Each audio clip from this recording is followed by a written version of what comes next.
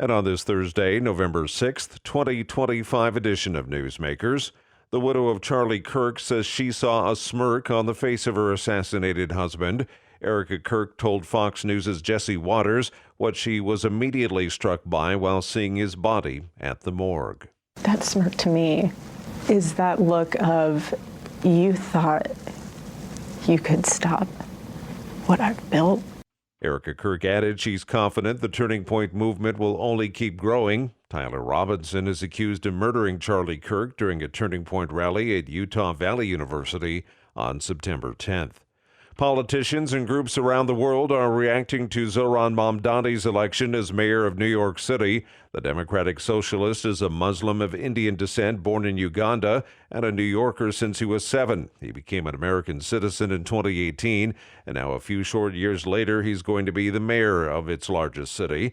There were messages of support and solidarity from left-leaning politicians overseas. Meanwhile, others are sounding alarm bells, particularly in Israel, where the national security minister said Mamdani's election would be remembered eternally as a moment when anti-Semitism overcame common sense. Another Israeli official urged New York Jews to move to Israel.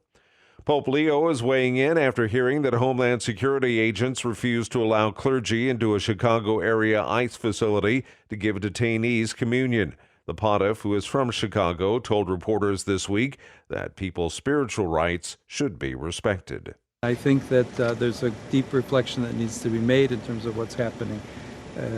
Many people who've lived for years and years and years, never causing problems, have been deeply affected by what's going on right now.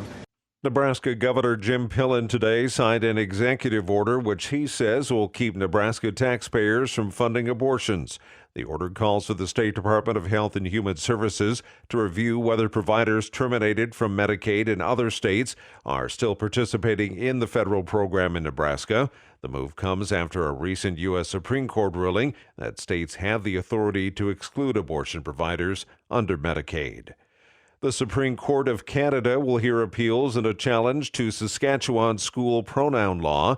No date has been set for the court to hear the cross appeals from the provincial government and UR Pride, an LGBTQ+ group in Regina. The law prevents children under 16 from changing their names or pronouns at school without parental consent. And that's Newsmakers for this Thursday, November 6th, 2025 edition. I'm Keith Black.